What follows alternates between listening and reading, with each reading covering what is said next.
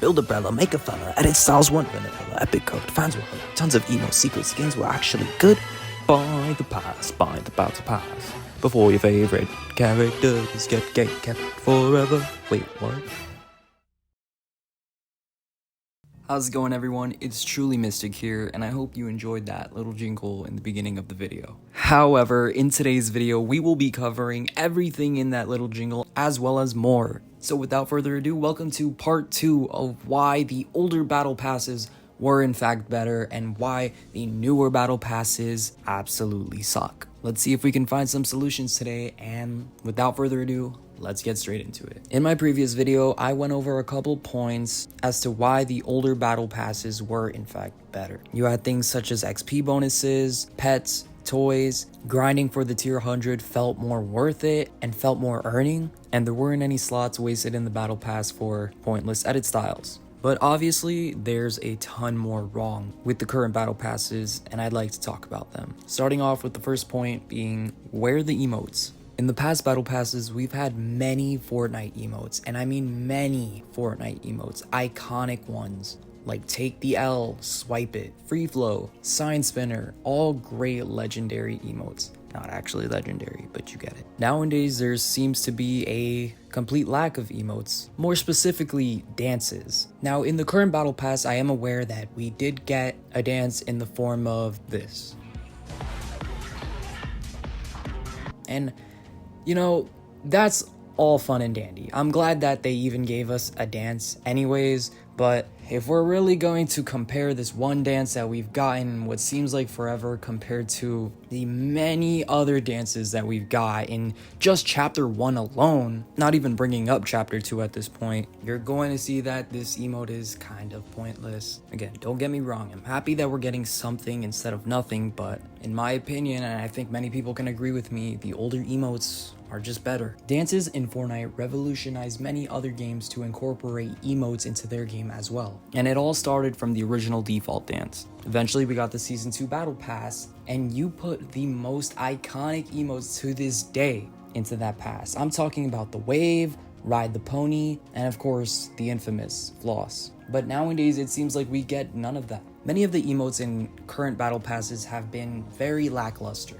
Really, it's only a small little prop or a very short jingle. These seem to be very basic actions compared to the old school dance moves that we used to get back then. And now I know why we can't get many dances in the battle pass. It's quite simple actually. Fortnite wants to make as much money as they can. I mean, let's be real. They're a greedy corporation, unfortunately. They'd make a lot more money putting a lot of these emotes into the item shop and calling them Icon Series emotes than putting them into the pass. If they just jammed a whole bunch of emotes into one pass and charged 950 V-Bucks for it, many people would just buy the pass and grind for the emotes. Anything that comes to the shop probably won't get as much sales, as most of the good stuff will be already in the pass.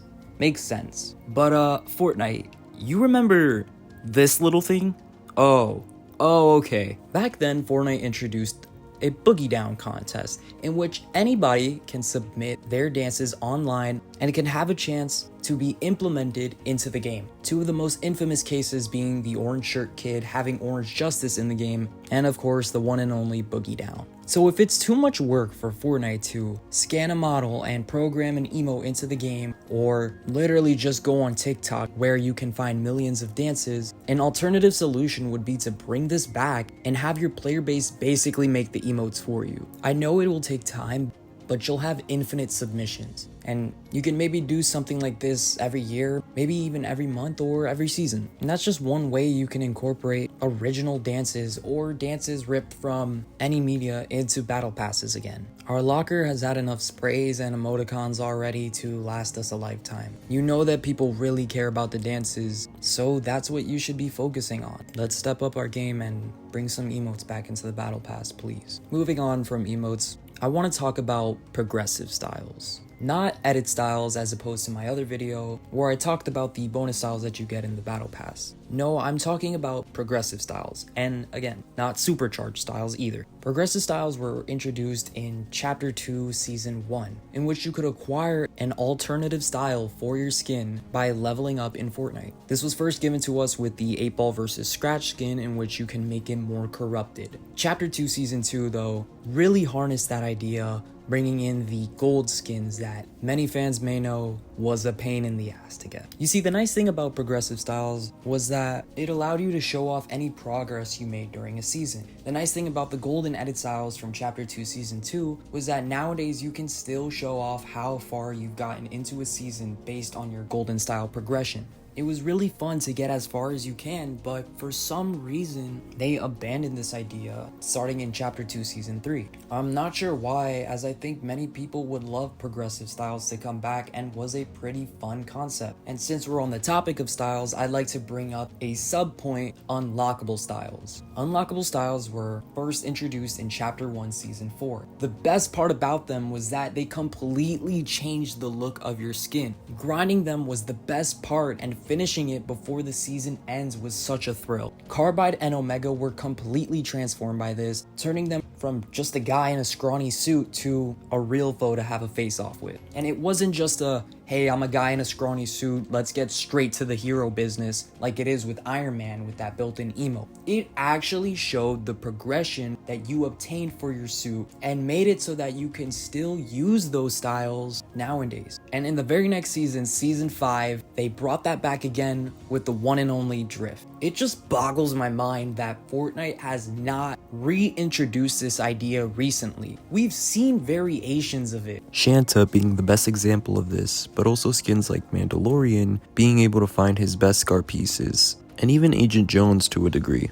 I think edit styles are the best when a skin completely changes, and that's what progressive styles and unlockable styles offers to the table. I think what would be an even cooler concept is that you would introduce progressive or unlockable styles for cosmetics such as pickaxes or gliders. And since we're now on the topic of gliders, let's bring up an old friend, the Build Umbrella. The Build Umbrella was introduced in Chapter 2 Season 3, and it gave you the ability to customize your very own umbrella for the season. Such a fun concept that's never been reintroduced again. Now in the previous season of that, we got Maya, a skin in the Battle Pass in which you were able to fully customize it and make your skin unique to you. Having the option to build your own skin or build your own umbrella in a battle pass was very unique at the time and was so popular they even brought it back in Chapter 2 Season 7 with the Chimera skin. The Maya skin was such a success that it makes you wonder why they haven't brought it back in ages. I think many people were expecting in Chapter 2 Season 4 to get a build a pickaxe or something like that, but we just never got that.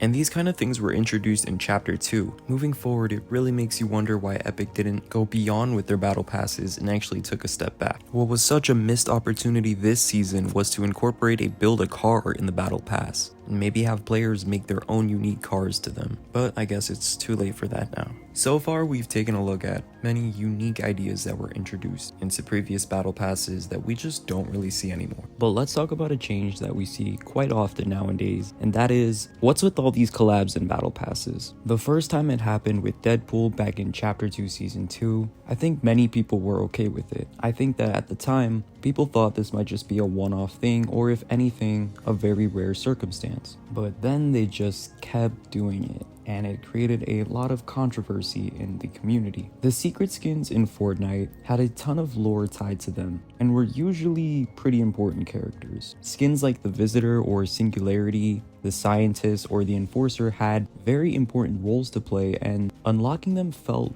very special compared to some other skins that were thrown in the past. Now, what usually happened with the older secret skins thrown in the past back then was that they would really only serve a purpose for the season they were introduced in. So in cases like for Serana, she really only had relevance to Chapter 2 Season 1. Skins like the Scientist really only had relevance to Season X, Singularity really only had relevance to Season 9, and so on and so forth. But then, ever since that initial phase with the secret skins, where they were only really tied to the season that they were introduced Houston, Fortnite tried to expand the story, which would usually take up an entire chapter to explain. This probably gave them the idea that secret skins couldn't be important characters, as they probably thought they would make more profit and make more people happy if they just sold them in the item shop and can release them whenever they want to, making its exclusivity to a pass no more. We saw an example like this with the Paradigm skin, albeit it was a little different. Paradigm was a limited time skin that was introduced in Season X. But because they shot themselves in the foot by saying they would not be able to bring this skin back, they had to figure out a way to reintroduce her. Now, I'm not sure why they put her in a battle pass, but if I were to guess, probably because the season had to do with the 7, and they were tying up the story with the 7 at that point. They just said F it, threw 2 7 members into the pass and some others in the item shop. Basically, the point that I'm trying to make is that I don't think Fortnite wants to make story-related characters exclusive to a battle pass or any limited time event. I think they want them to be sold into the item shop so that people won't get upset that they missed out on a very important character. And again, it would make them a lot more money. Now, you might say this theory doesn't apply to skins like Hope or Megalodon, who have been very important to the storyline nowadays but are thrown in the pass. And I would say you're right, but I think that's just what Epic does anyways. They want some characters to be important in the pass, so it makes you want to buy it, and other important skins in the shop, it makes you want to buy those as well. And so they came up with the idea of incorporating collabs into battle passes, but this was also a really dumb move.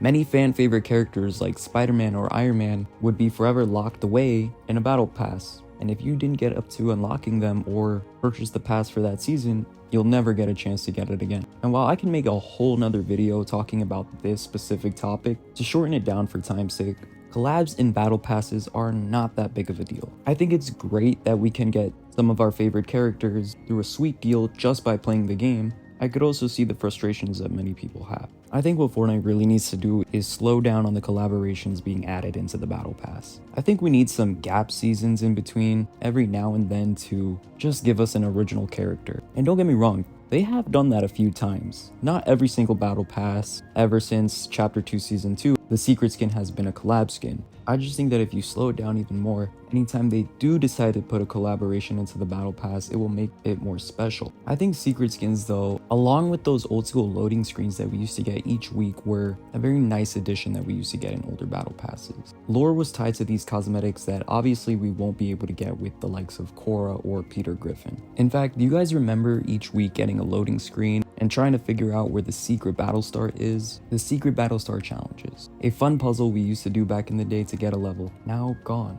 Fortnite too.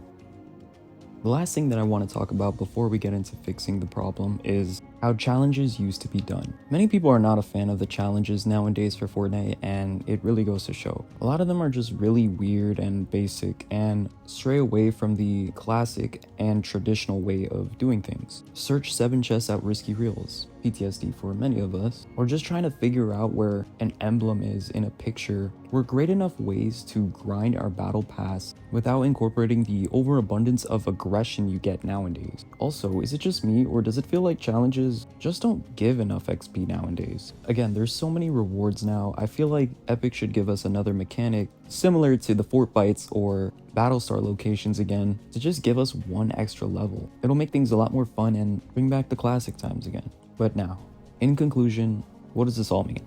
Well, it's pretty simple. The older battle passes were just better. I don't know if it's because of Epic's attempt to turn their game into a metaverse, or if they're just filled with a bunch of greedy corporation monsters. A battle pass is supposed to be simply that, a pass in which you can earn rewards for battling. It shouldn't have anything to do with any other mode. But since Fortnite wants to go this direction, I have a solution that'll make everyone happy. Here's how I'll fix the Fortnite battle pass system.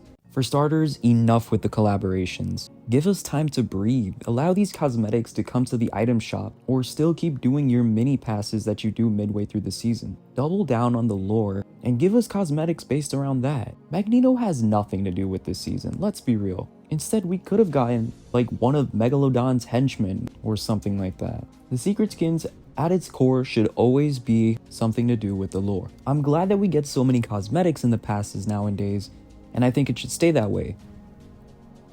However, a lot of the cosmetics are filler cosmetics. It's 2024, and I don't think many people use sprays or emoticons. Get them all out, and now you can start filling it in with your metaverse cosmetics. instruments, cars, Lego kits, whatever.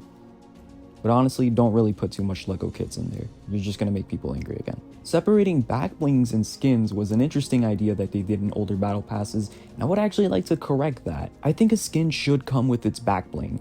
Not saying every tier you get a skin, it has to come with this back bling. I think maybe some tiers you can separate them. But in Season 2, before back blings were even a thing, we got the knight and his shield. Is it really too much to ask for to just get a steering wheel or a block with our character once we get up to that tier? XP bonuses should definitely come back, as I think the super styles are very tedious to get and would help us a lot long term. Bring back toys and pets. A lot of people might tell you that they're not that popular, but all Fortnite has to do is reinvent them and bring them back in a fun and exciting way. For emotes, we have a ton of them out there. You can literally just go on TikTok, look at the latest trend, and boom, put that in the game. There's so many dances in the real world, enough with the simple props and gestures. Now, if you want to call it icon series because it might cause conflict with the person that made it, go ahead and do that. That's a sacrifice that I think many players are willing to give as long as we can get dances again.